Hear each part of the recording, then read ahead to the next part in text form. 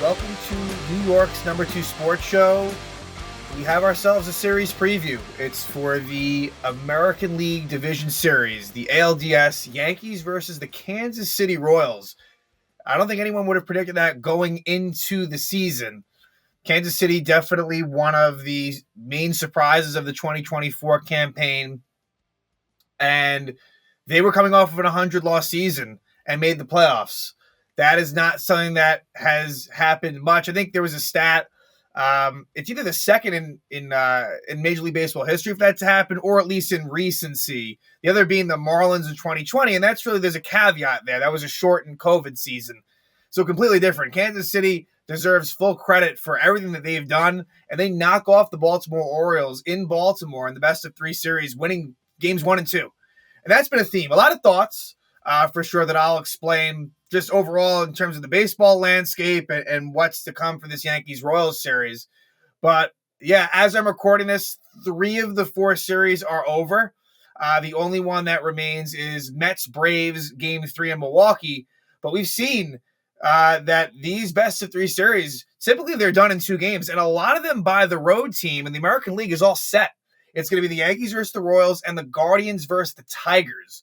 So the Tigers is a total shock as far as where they were in August. They make this miraculous run to the playoffs, and they knock off the Houston Astros.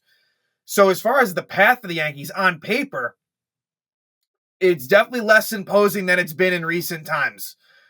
And the Yankees have had a lot of success against the Central teams, typically the Twins, like the Twins are the big ones, because when you think about it, if there is, and I hope there is, at some point, if the Yankees do, let's say, play the Tigers, the Yankees have had a lot of failures against the Tigers, which we're not going to get into in this episode, but going back into the mid-2000s to the mid-2010s, in that era of time, the Tigers got the better of the Yankees in the playoffs. But just in terms of the regular season, certainly this year, like the Yankees went 5-2 against the Royals with a 4. They won 3 of 4 in Kansas City in June, and then in September took 2 of 3 in the Bronx. So, look, I am kind of shocked at Baltimore. I know that there was injuries, but they just fell off and never got it going again. I do think that the Yankees match up a little bit better with Kansas City than Baltimore, but we're going to discuss that as well, because I think there are certainly reasons for some concern when it comes to the Royals. This is a good team. They finished 86 and 76, really had a good run differential, about plus 90 or so. Similar to the Yankees, the Royals hitters struggle more against left-handed pitching. So that's kind of where, not having Nestor Cortez, that could be pretty big as it pertains to this series. There's a chance that he could have been your Game 3 starter based on matchup. I don't know for sure, but he would have been a good option to have, at least out of the bullpen. So Tim Hill is going to be important, and I'm kind of, because I want to talk about the playoff roster, I'm kind of a little sneak preview. I think Tim Hayes is almost certainly going to be on this roster, even if it weren't the Royals, but even more so because it's Kansas City. Vinny Pasquantino is a left-handed hitter, one of the better hitters in this Royals lineup. He had been hurt, but actually made a quick return to face the Orioles. So that's a big sort of lefty in between Bobby Witt Jr., who is just a stud. He will finish second in the American League MVP behind Aaron Judge. And then Salvador Perez, Sal Perez, he is like Kansas City Royals personified. I mean, he's the one guy that remains from that 2015 World Series team, and that was the last time the Royals even made the playoffs, was 2015. So think about that. They win the World Series, and then it takes them until 2024 to even get back to the playoffs. But Sal Perez, he was amazingly good in that Yankees in the series in the Bronx in September, destroyed them. So, there's that.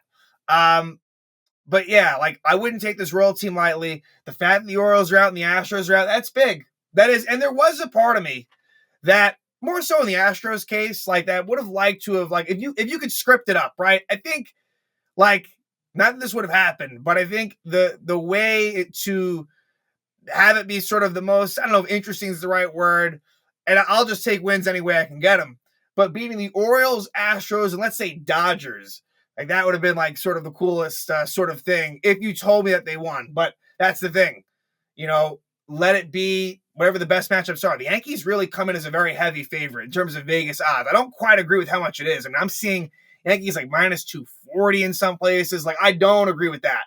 And I'll just give my prediction straight out here.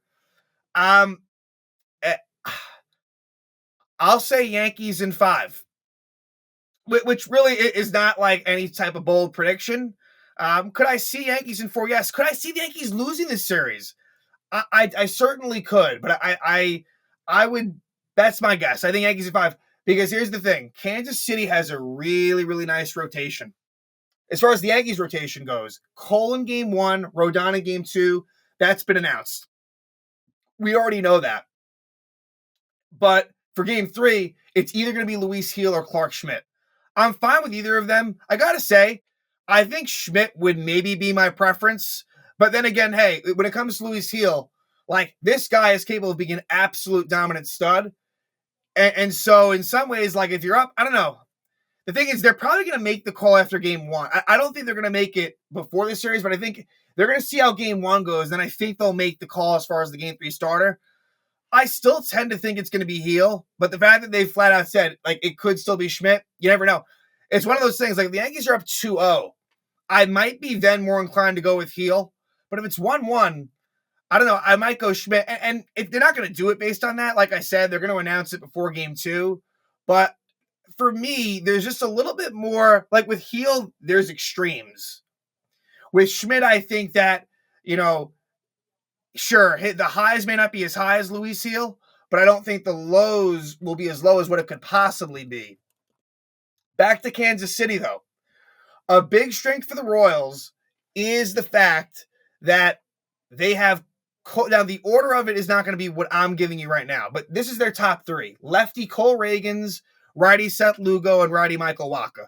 And the number 4 starter is Brady Singer. The one thing which is why I think the Royal series going to 3 games would have been advantageous, is it would have taken Michael Wacha out of the equation and Brady Singer. He would have then started game 1. And not that Brady Singer is a bad number 4 starter at all, but in terms of post All-Star game, he's that clear number 4. Michael Wacha has been really good, and Wacha was lined up to start game 3 for Kansas City against Baltimore. Singer had a couple of outings versus the Yankees. The Yankees didn't face Wacha this season, actually, but Singer did, and didn't really fare all that well. Ragans is who worries me the most, because the Yankees, we know they struggle against lefties, and Ragans is really good and looked very good against the Yankees. It was the last game of the series in September. He made one mistake to Juan Soto. That was pretty much it for Ragans. And Seth Lugo, and by the way, Ragans and Lugo both pitched very well. Ragans especially pitched really well against Corbin Burns in game 1. Lugo got into a little bit of trouble there at the end, but pitched pretty well. And it's really been like sort of, in some ways, a renaissance season for Seth Lugo, but that's not even really the right way to put it. He's always been a good pitcher. He was just a reliever with the Mets, then was a starter with the Padres, and now with the Kansas City Royals has been excellent. So at the top there, Ragans and Lugo is really good, and Wacha's, he's a veteran as well. I mean, all 3 of these guys are actually, Ragans doesn't have as much major league experience. He's a late bloomer type guy, but yeah, all 3 of them have been around, seasoned, and I think that they're going to be tough. But as far as the order of things, and this is where you kind of have to take advantage of it a little bit, Cole versus Wacha is now, the Royals haven't announced who they're starting game 1 or beyond, but I think it's going to be Cole versus Wacha. Then game 2, a battle of lefties, Rodon versus Ragans. And then game 3, either Gil or Schmidt versus Lugo. And then we'll be back in Kansas City. Game 4 would be Cole, yet again, probably versus Wacha, unless somehow he got lit up in game 1 and they decided to give Brady Singer a try. And then in game 5 would be Rodon and Ragans. So really, the game 1 and 4 presumably will be the same starters, and then 2 and 5 also. So the slight break that you get, although honestly, Lugo, who has experience in the bullpen, Lugo will be a part of the bullpen in game 5, but you do probably avoid that. I'm trying to think. Lugo, that would be on 2 days rest. So he probably would not start a game 5. So a small break there in the fact the Royals come from the Walker Series, but not that big of a difference as far as I'm concerned. As far as historically between the Royals and the Yankees, and please like and subscribe, would be greatly appreciated. Historically, Yankees, Royals, these 2 teams have not faced off in the playoffs since 1980. So the Yankees and Royals faced off in the ALCS. Back then, it was a best of five series, and the Yankees and 1980, I think, is actually the last year that there was no division series. Starting in 81 is when they had the division series. But the Yankees beat the Royals in 76, 77, and 78. But then the Royals got them. They swept them in 3 games in 1980. The Royals would then lose the World Series to the Phillies that year, and the Yankees would win the World Series in 77 and 78. They would lose in 76. So that was a pretty big rivalry back in the late 70s, early 80s. It really was. I mean, this is way before my time. But yeah, so there's that. So it's cool that the Yankees are facing a new team. Like the Royals, this is not a team that a lot of us, I've been a fan since 98 was the first season where I religiously, watched, as much as I could. And the Royals, obviously, we're not a good team for most of that time. Obviously, they won the World Series in 2015. Like they had a good thing going in 2014, 2015, but really surrounding that, just not a whole lot to speak of. But like I said, I mean, Bobby Witt Jr., Salvador Perez, Vinny Pasquantino, Michael Massey is a really good hitter at the top of that Royal lineup. And you just look at statistically, they're not going to jump out at you. They're kind of middle of the pack offensively, don't hit for a lot of power. They don't walk or strike out much. So a very contact-oriented team. They have speed, a lot of stolen bases in their game, good defensively. Bullpen is nothing to completely write home about. Lucas Erceg was a really good, really big pickup from Oakland. He's their closer.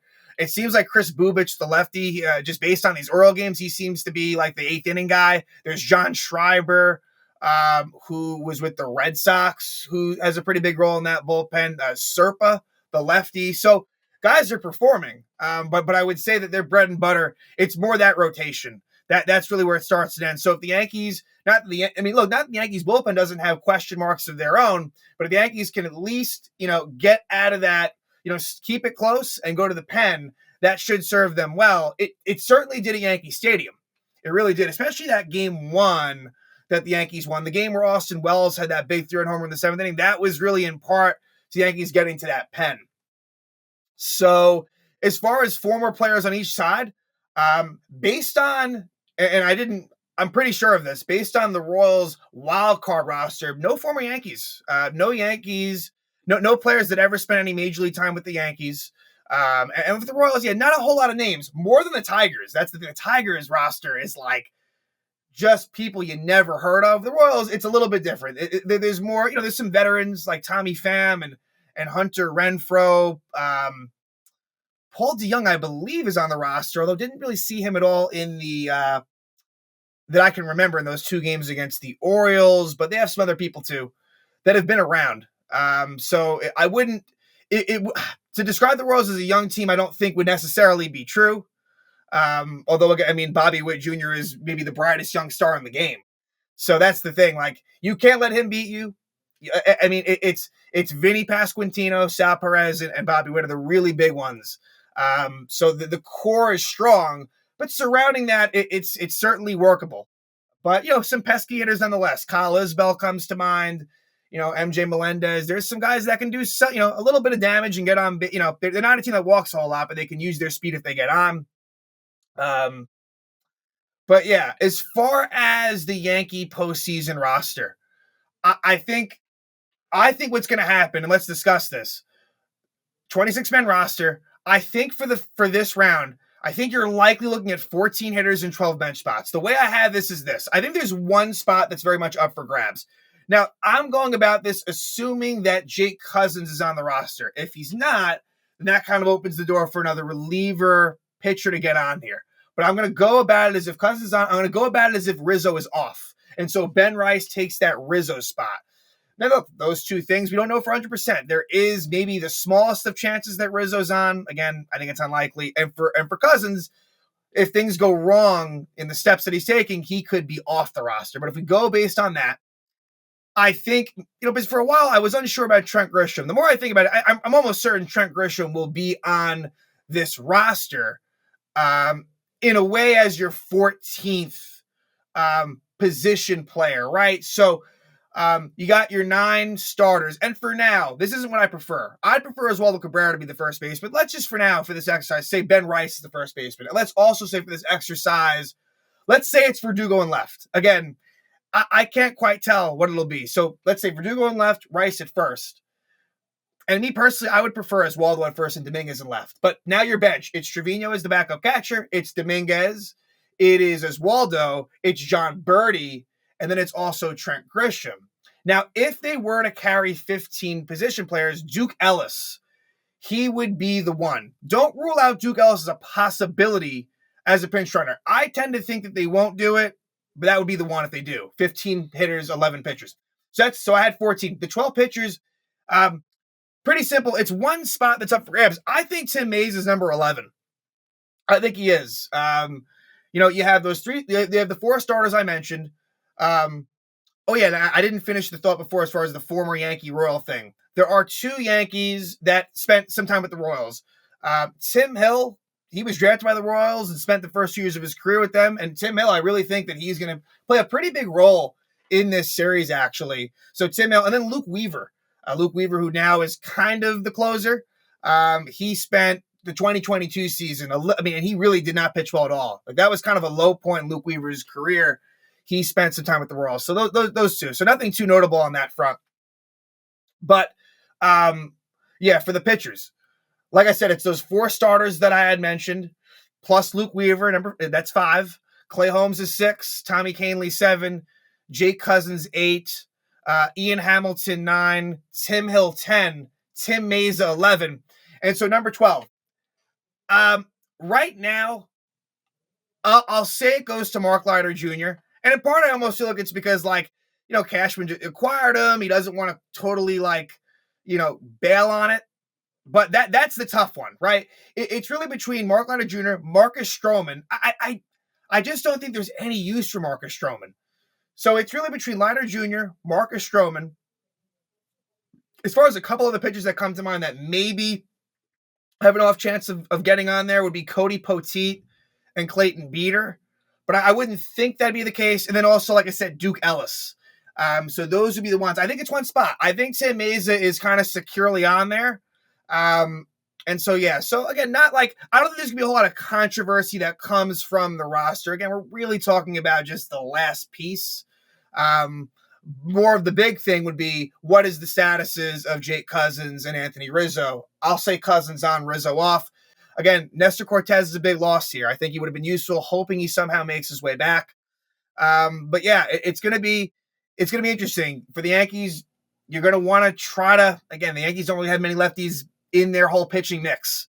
But if they can, use Tim Hill and to a lesser extent Tim Mayza effectively, I think that could help them. And same with the Royals. The Royals, they do have a bit of a lefty presence. And so I think Reagan's I'm worried about that. And Lugo looked just amazing against the Yankees in the Yankee Stadium start. He didn't look as good in the Kansas City one. So I know the Yankees, they're capable of getting to Lugo. But this should really be a very interesting series as I see it. Kansas City's got some pieces. They got, again, that core is good. The rotation is good. And a couple of those, Ursig, a key addition. They really tried to improve the team on the margins as best they could. And this has been a good team this season. They came into the playoffs a bit cold. They had a 7-game losing streak, but I guess they kind of picked it up. They did have a kind of a big win at Atlanta to end the season. But look, all the pressure is on the Yankees. All of it. Kansas City is kind of going in with house money. And so it's going to be very interesting to see what happens here. And, the fact that it's the Yankees and the 3AL Central teams, that is a path the Yankees need to take advantage of. Not to take anything away from those teams. Look, I think the Cleveland Guardians are really, they are being slept on a bit as far as I'm concerned. That's a good team. And a better team than the one that we saw in 2022, although, obviously, no Shane Bieber is tough for Cleveland, but they've done it all year without him. That's the thing. And for the Tigers, they're just on this magical run. You can't rule the Tigers. You can't at all root for this. I mean, that series prices, I'm surprised. I mean, the Tigers are not much of an underdog at all. It's close to even money. So the Tigers have this magical thing going on, but in some ways, so does the Royals, right? Imagine, I hope not, but imagine if it's a Royals-Tigers ALCS. Could it be destined for that? We'll see. Best of 5 series are tricky. I'm going to predict Yankees in 5. I think the Yankees have flaws, but at the end of the day, hopefully, Judge and Soto can at least get on base enough, and other players, the Jazz Chisholms of the world, the Austin Wells, Gleyber Torreses, Giancarlo Stanton, they can get big hits. They're going to need it because, the Royals are going to pitch very carefully to those top guys, and the other pieces of the lineup are going to have to come through. So going to be interesting to see. It all starts Saturday. Kansas City Royals, New York Yankees, ALDS. We shall see what happens.